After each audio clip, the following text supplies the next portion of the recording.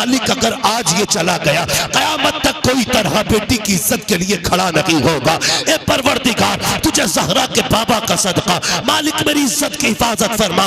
ए मेरे मौला, मेरी आवाज मुस्तफा तक पहुंचा दे। जब बच्ची ने हिचकी भर के इतना कहा था, खुदा की कसम तारीख गवाह है, अभी तलवार रुकने लगी थी, पीछे से नारे तकबीर की आवाज आती है। जब मुजाहिद ने लड़के मुड़ के देखा है, क्या देखता है, आगे आगे पैगंबर आ रहे हैं, पीछे पीछे हैदर आ रहे हैं। जैसे इतना देखा है, यहूदियों में भगदड़ मच गई, कौन बचाएगा? खुदा की कसम तारीख गवाह है, जैसे हैदर को आते देखा, यहूदियों ने कहा था, क्यों?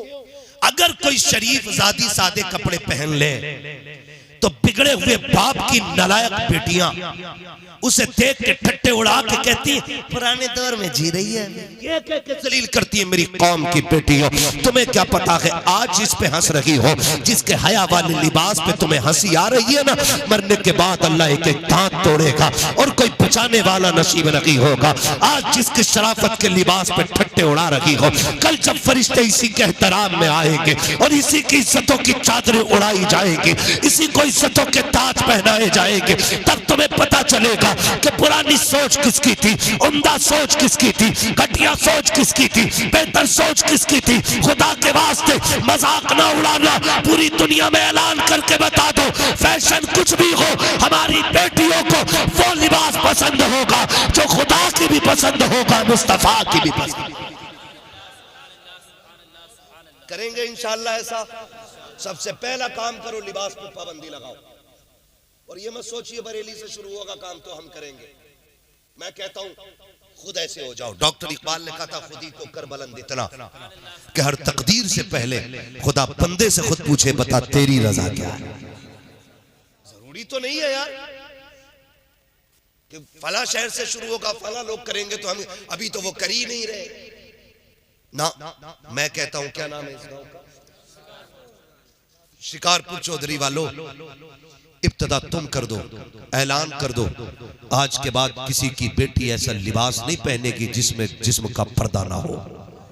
ऐलान कर दो, खुदा की कसम इब्तदा तुम करोगे, यह हवा पूरे हिंदुस्तान में चलती नजर आएगी। ये आपकी जिम्मेदारी बनती है। जलसा भले 5 साल में एक करना, लेकिन अमल एक पे करना शुरू कर दो, लाजिम कर दो। और अगर कोई ये कहे कौन बांधे बिल्ली के गले में घंटी, ये करोगे ना फिर काम नहीं होगा। अगर ये मुश्किल है तो फिर एक काम करें, कोई ऐसा है जो इस महफिल में बेगैरत बैठा हो? सारे गैरत वाले भाई है ना, जितने गैरत वाले हाथ उठा के बताएं जरा। सलामत रहे, सलामत रहे, अल्लाह गैरतें बरकरार रखे। हर भाई ये फैसला कर ले कि मैं अपनी बहन को बेगैरती वाले कपड़े नहीं पहनने दूंगा। अगर फिर भी किसी की पहनती है तो समझ लेना रगों में लहू गैरत वाला नहीं, बेगैरती वाला है। ये फैसला करना पड़ेगा और जल्दी ही करना पड़ेगा। अगर नहीं करोगे तो फिर हमारी तबाही से हमें कोई बचा नहीं सकता है। करेंगे इंशाअल्लाह, इस पे अमल करेंगे इंशाअल्लाह। मैं बताऊं ईमान किसे कहते हैं? मरना एक दिन, बेटों को भी मरना और बेटियों को भी मरना है। बेटी की कब्र में अब्बा नहीं आएगा और अब्बा की कब्र में बेटी। मेरी कब्र में आपको नहीं लेटना, आपकी कब्र में मुझे नहीं लेटना है। तैयारी तैयारी, समझ पा रहे मेरे बच्चे मेरी बात? तैयारी खुद ही करनी पड़ेगी। हमें अपनी कब्र की तैयारी खुद करनी है। सुन बेटी, ईमान किसे कहते हैं? मदीने का बाजार है आज ना। ये जो बिक जाते हैं ना टके टकों में, कोई गाड़ी का लालच, कोई झुमकों का लालच, कोई सोने का लालच है, कोई 3 लाख का लालच, कोई 5 लाख का लालच। इसमें जो बिक जाते हैं ना, ईमान खराब कर लेते हैं। एक बात कह रहा हूं पूरी जिम्मेदारी से सुनिएगा, अल्लाह आपको सलामत रखे। बहुत गौर से, मदीने का बाजार यहूदियों की मार्केट है। खरीदारी के लिए सिर्फ एक मुसलमान, उसी बाजार के किसी कोने में सोना खरीदने के लिए एक बच्ची आई हुई है और बच्ची ने कलमा मदीने वाले का पढ़ा है। हमें फख्र है, रब ने हमें मुसलमान बनाया है। फख्र है कि हम मुसलमान। हम मुसलमान हैं। बरेली से आवाज आती है, अपने महबूब की उम्मत में बनाया मुझको, शुक्र किस तरह करूं मालिक को मौला तेरा। दिला बस खौफ से पत्ता सा उड़ा जाता है, पल्ला हल्का ही सही भारी है भरोसा तेरा। शुक्र है रब ने हमें मुसलमान, थके तो नहीं ना, जो नहीं थके वो बोले हमें मुसलमान बनाया है। हमें इस बात पर फख्र है। बच्ची हुजूर का कलमा पढ़ती है, एक यहूदी की दुकान में चली गई, उसने कहा कि मुझे जेवर चाहिए। सुने बहुत गौर से, बच्ची ने कहा जेवर चाहिए। दुकानदार ने सोना निकाला दिखाने के लिए कुछ जेवर। बच्ची ने जब नकाब से हाथ निकाला ना, हाथ देख के ना उसकी नीयत बहक गई। उसने सारा जेवर सामने डाल दिया, का जो पसंद करना है कर ले। उसने जो लेना था लिया, कीमत पूछी। वो कहने लगा कीमत ना पूछ, जितना चाहे ले ले, मुझे पैसे नहीं, मुझे मेरा तुझ पे दिल आ गया है, बस मेरी हसरत पूरी कर और जितना चाहे सोना ले जा। उसने सोना उठाया, मुंह पे मारा और मार के कहने लगी कुत्ते तुझे क्या पता है, तू सोना हमारी ठोकरों में डाल रहा है, हमने अपनी जान मुस्तफा जाने रहमत के हाथों पे बेच डाली है। हमने अपने आप को हुजूर के हाथों पे बेच दिया, अब तू क्या खरीदेगा। उसने कहा ये जितना सोना सारे ही ले जा, मगर सुन मेरी बात मान ले। उसने मुंह पे थूका, निकल के चली, दुकान से निकला। निकलने के बाद बच्ची का हाथ पकड़ा, जबरदस्ती दुकान में खींचने लगा।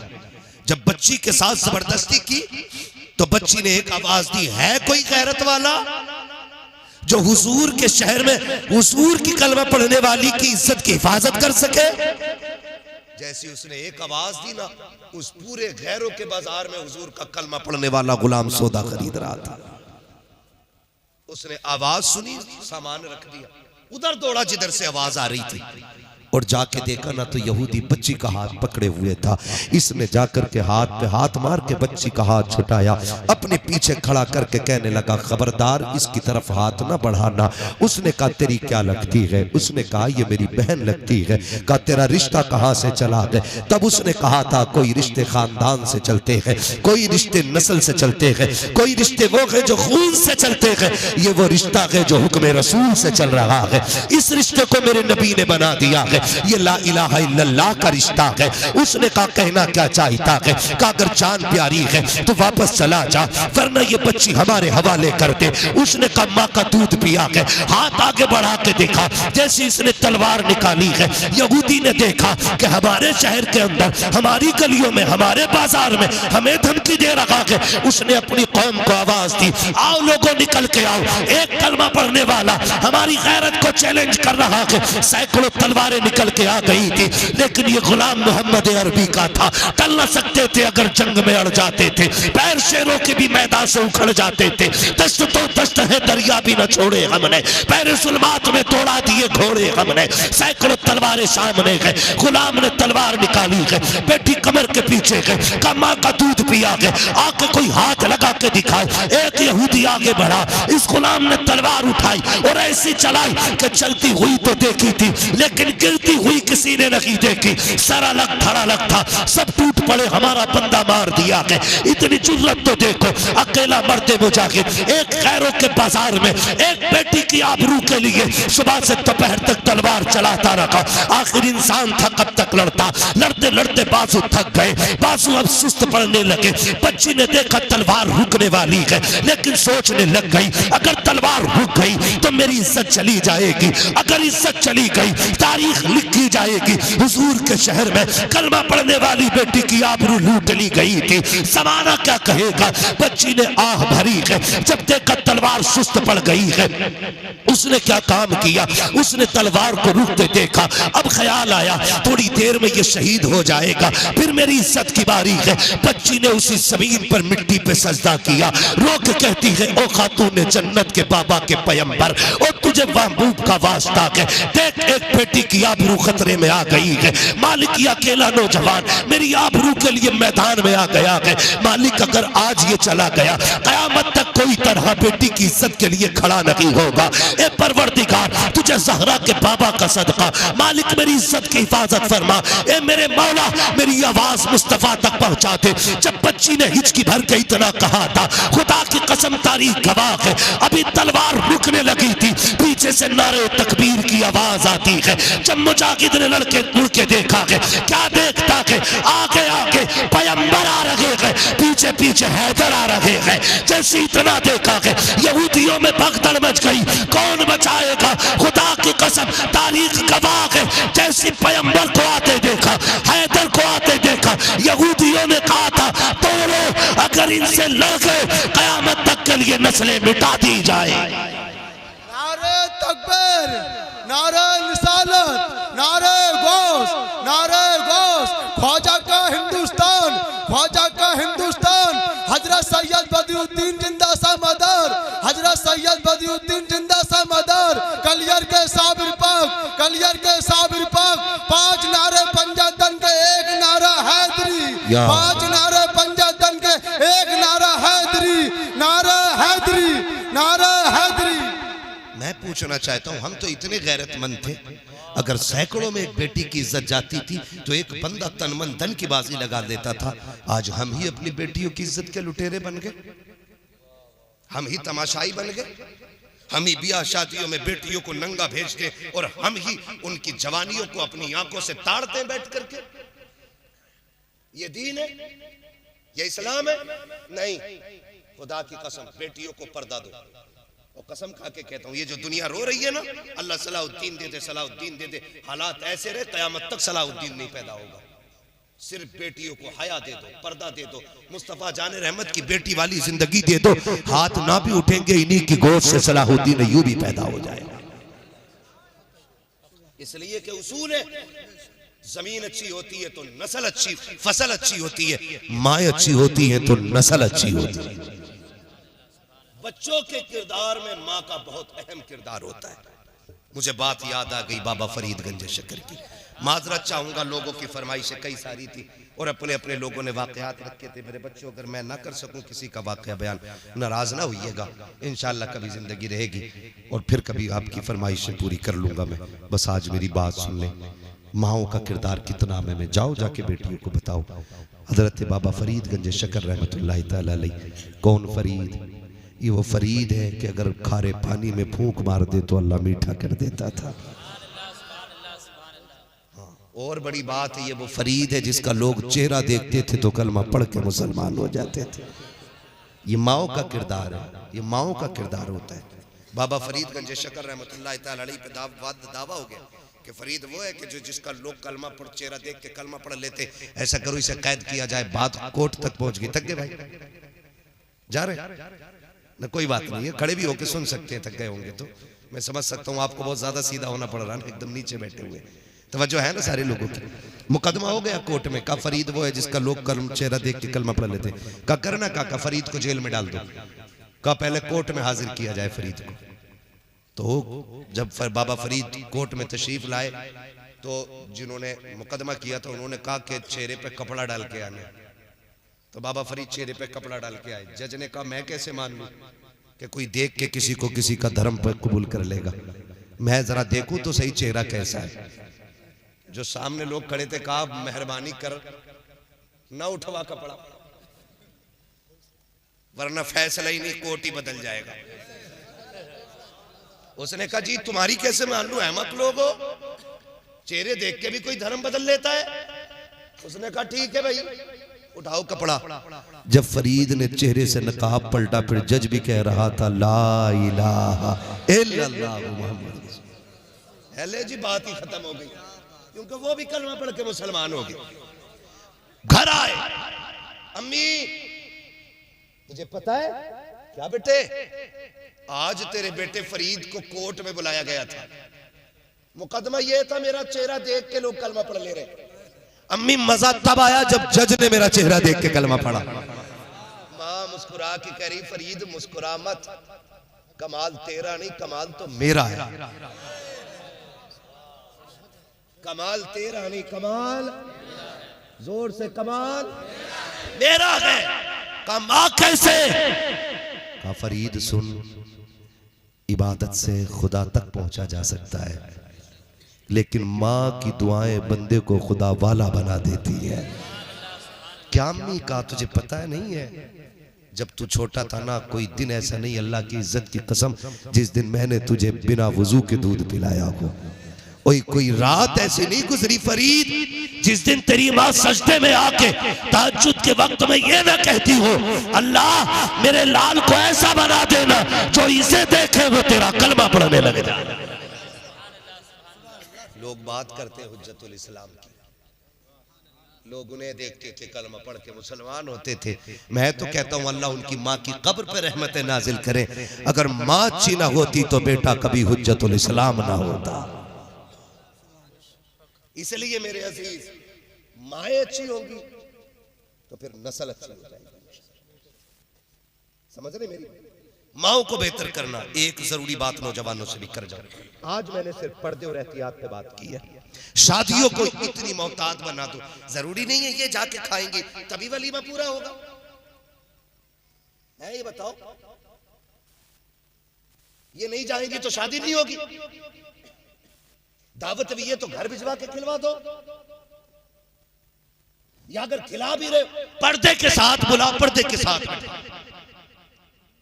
ये कौन सी गैरत हो गई, बिना पर्दे आ गई? क्या मुखिया के बेटे का वलीमा? आग लगे ऐसे वलीमों में जहां 1000 बेटियों की इज्जतें उछाली जाती है। नहीं चाहिए ऐसा वलीमा जहां इज्जतें महफूज ना। वलीमा वो करो जिसमें सवाब भी रह जाए और इज्जतें भी बाकी रह जाए, है ना? हुजूर ने फरमाया सबसे बुरी दावत है उस वलीमे की जिस वलीमे में गरीब ना हो। बुरा खाना जिसमें गरीब ना। आज गरीब की दावत नहीं, सारे अमीरों की दावत होती है। क्यों? जिनने बकरा खिलाया वही बकरा खाने आएगा, जिनने मुर्गा खिलाया वही मुर्गा खाने आएगा, जिसने बेचारे ने नहीं खिलाया वो गरीब तो आएगा ही। तो ये कंडीशन से मेरे अजीज वलीमे ऐसे कर लो कि जिससे खुदा भी राजी हो जाए और मुस्तफ़ा भी राजी हो जाए।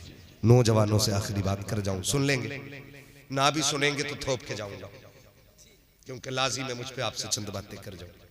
मुझे एक बात बताओ, बुरा ना मानना, कड़वी बातें, कभी आईने के आगे खड़ा होना और इतना आईना हो कि सर से लेकर पैर तक तुम्हें दिखाए, फिर अपने ऊपर सर से लेकर पैर तक नजर डालना, फिर देखना तेरा कितना जाहिर हुजूर की पसंद के मुताबिक है और कितना हुजूर की पसंद के खिलाफ है।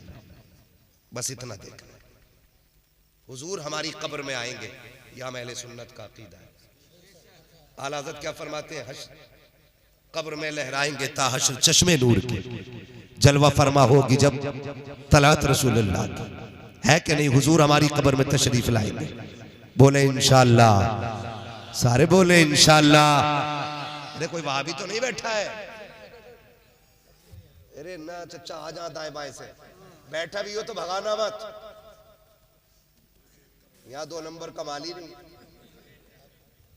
यहाँ सारा ही 1 नंबर का है। बातें सुन, जलसा खत्म होने से पहले भाभी को भी कहना पड़ेगा मैं मुजरिम हुआ का मुझे साथ ले लो, कि रस्ते में है जा बजा। थाने वाले मसला के आला हजरत ऐसा है ही नहीं जो कोई उंगली रख सके। वो तो कुछ जाहिल, कुछ गवारों, कुछ बदतमीजों की वजह से बदनाम हो गया। सही बता रहा हूं हजरत ही, कुछ गवारों की वजह से, अंधभक्तों की वजह से बदनाम है मसला के आला। उधरी नहीं है अंधभक्त। हाँ, पीर देखा, सजदे में गिर गए उसके आगे। सजदा किसके लिए? सारे बोले किसके लिए? किसके लिए? सिर्फ अल्लाह के। महबूब क्या कहते हैं? आका फरमाते अगर खुदा के अलावा किसी को सजदे की इजाजत होती, यहाँ पीर का जिक्र नहीं, अबू बकर का जिक्र नहीं, अपना जिक्र नहीं, उमर का जिक्र नहीं, अहले बैत का जिक्र नहीं, आका कहते अगर खुदा के बाद किसी को सजदे की इजाजत होती तो मैं औरतों को हुक्म देता कि वो शोहर को सजदा किया।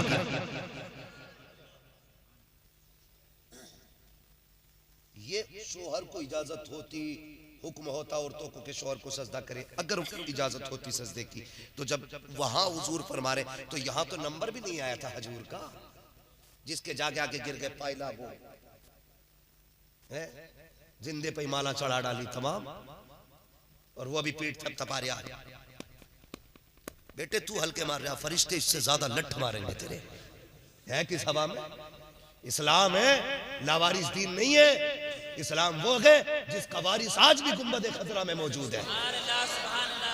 इसे लावारिस ना समझना, इसके पहरेदार को हैदर कहा जाता है, इसके निगहबान को उस्मान गनी कहा जाता है, इसके पहरेदार को फारूक आजम कहा जाता है, इसकी सरहदों पे पहरे देने वाले को अबू बकर सिद्दीक कहा जाता है।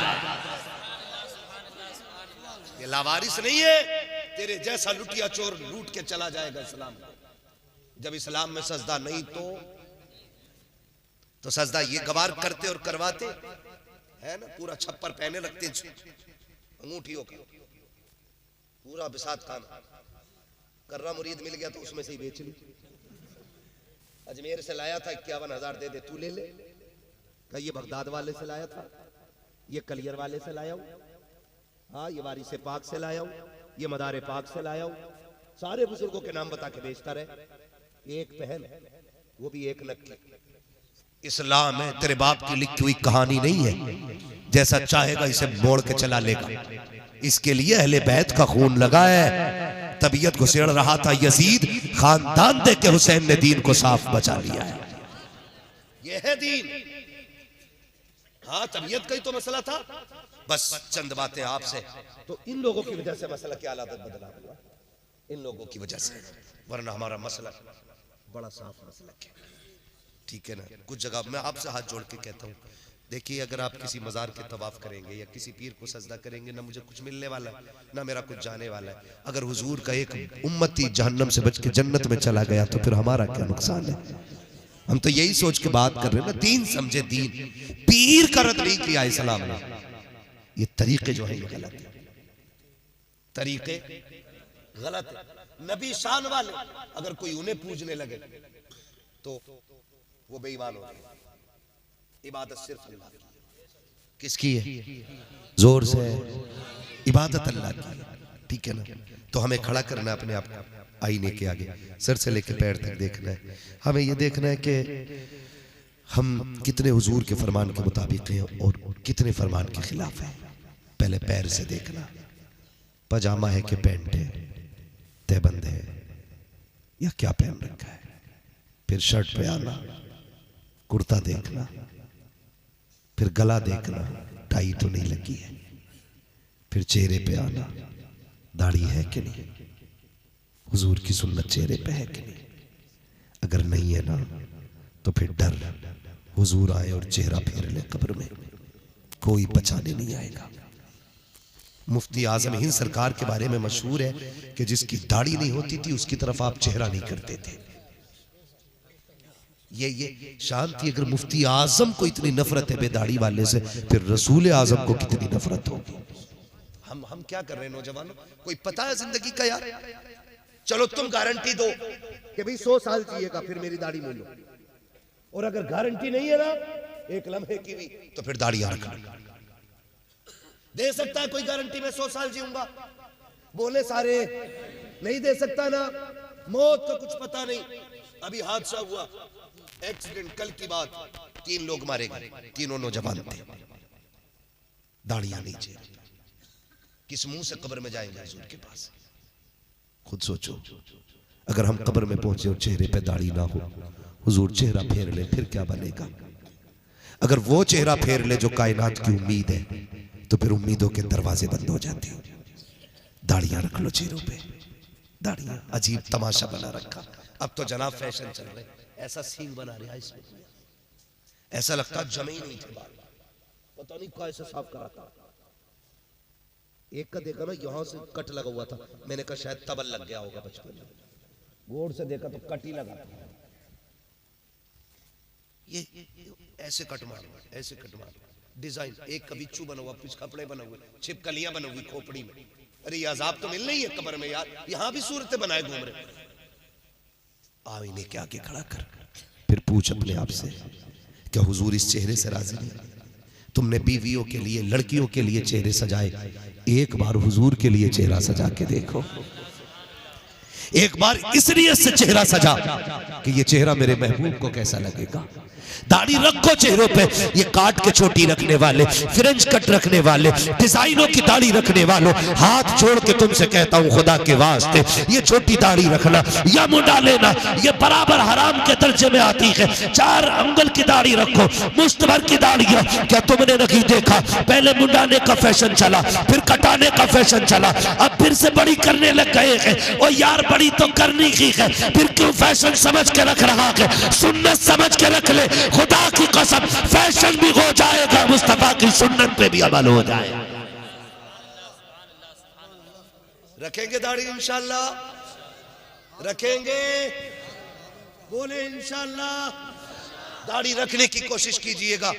मैंने बुजुर्गों को फरमाते सुना, बंदा कफन में लिपट के जाए, चेहरे पे दाढ़ी हो, फरिश्ते आके जब हटाते कफन, दाढ़ी देख के हट के खड़ा हो जाता। दूसरा कहता सवाल न कर, उसने कहा रब से पूछ ले, करना है क्या? अब भी कहा क्यों? कहा इसके चेहरे की दाढ़ी बता रही है, हुजूर से प्यार करके आया है।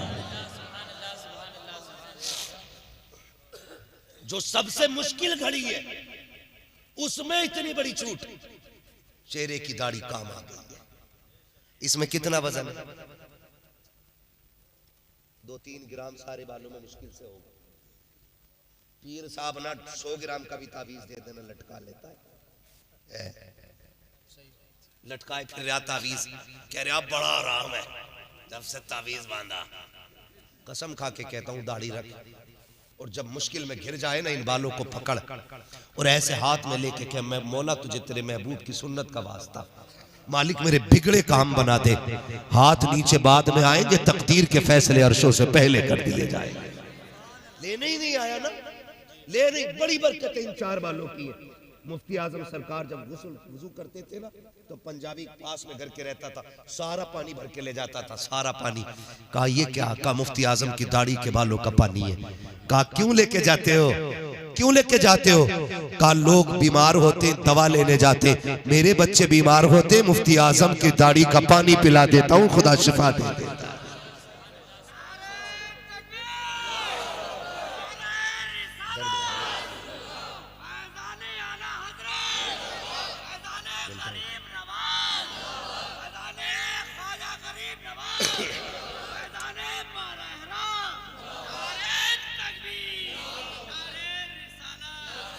रख लो नौजवान दाढ़ी, कोई ज्यादा बोझ नहीं है और मौत कोई दूर नहीं है। कब्रिस्तान बहुत करीब है, मौत सर पे खड़ी है। दाढ़ी के चंद बाल रख लो, मेरे लिए नहीं, इनके लिए नहीं, इनके लिए नहीं। रात को लेटना ना, मुझसे लोग कहते हैं हाथ उठवा लो, मैं नहीं उठवाता। मैं कहता हूँ हमारे सामने उठे तो क्या उठे, काश कभी ऐसा हो रात को 3 बजे तेरी आंख खुले और तेरा दिल मदीने वाले से लग जाए, उठ के मुसल्ले पे आए कि महबूब आज से तेरे लिए दाढ़ी रखूंगा। वो वादा जो होगा ना, देखना खुदा की कसम दिल बदल देगा, और दिल नहीं दुनिया बदल डालेगा। फिर तुझे लगेगा हुजूर ने तेरे लिए हाथ उठा के दुआ कर दी है। फरमाएगा जो हुजूर के लिए दाढ़ी रखता है ना, हुजूर गुंबद खजरा से उसके लिए दुआ फरमाया करते। फिर लगेगा तुझे रात के 3 बजे हुजूर के मदीने से ठंडी हवाएं आई हैं जिन्होंने झोंका दिया है, और फिर तुम्हें समझना है। करेंगे इंशाअल्लाह, दाढ़ी रखेंगे।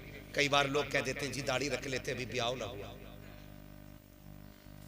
एक भी दाढ़ी वाला इसलिए कुआरा नहीं मरा कि उसे किसी ने लड़की ना दी। अगर इसलिए कोई कुआरा मरता ना तो कोई दाढ़ी न रखता। दाढ़ी रखने का एक बड़ा फायदा कुआरों के लिए ये है, अगर शादी से पहले दाढ़ी रख लोगे ना तो तुम्हारे घर में शैतान की बच्ची नहीं आएगी, कनीज़े फातिमा ज़हरा आएगी। क्योंकि दाढ़ी ये वो एंटीबायोटिक है जो बड़ी बड़ी शैतानियों का इलाज कर देती है। इसलिए पहले दाढ़ी रखेंगे तब भी फायदा, और बाद में रखेंगे तब भी फायदा है। ठीक है ना? जिनकी हो गई है वो भी रखें, जिनकी नहीं हुई है वो भी रखें, मगर दाढ़ी रखें। ये हमारी पहचान है, हमारी पहचान है। डर क्यों रहे? किस चीज का डर है? लोग कहते हैं मार्केट में निकलते हैं हाल बहुत खराब है मौलाना, पता नहीं है दौर खराब है। मैंने कहा हमसे ज्यादा कौन घूमता है? जिस सीट पे हम बैठ जाते हैं ना, कोई बैठता ही नहीं, बैठता ही नहीं करवट में। इसलिए नहीं कि हमने बम बांध रखा, इसलिए कि हमारी दाढ़ी है। मैं कहता हूं शुक्र है मालिक, दाढ़ी में इतना दम है कि पूरी सीट खाली करा दी है। कितनी भी बड़े बड़े वीआईपीओ की महफिल हो, एक दाढ़ी वाला चला जाए सारे ऐसी देखते। क्यों? ये धमक है इस दाढ़ी की। रखेंगे इंशाअल्लाह, रखेंगे इंशाअल्लाह।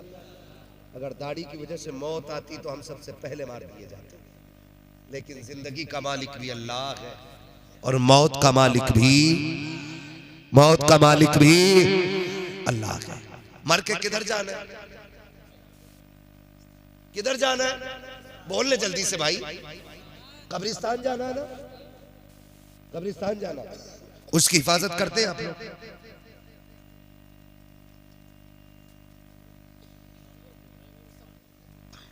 कदर है कब्रिस्तानों की? हमारे अक्सर कब्रिस्तानों के हालात ऐसे ही है।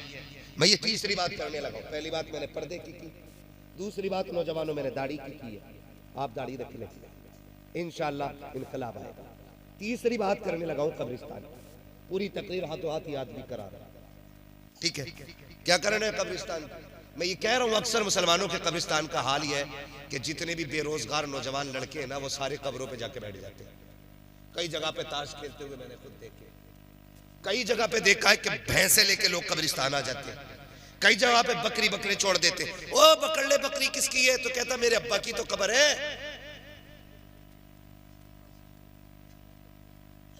ये कंडीशन कब्रिस्तानों के हैं।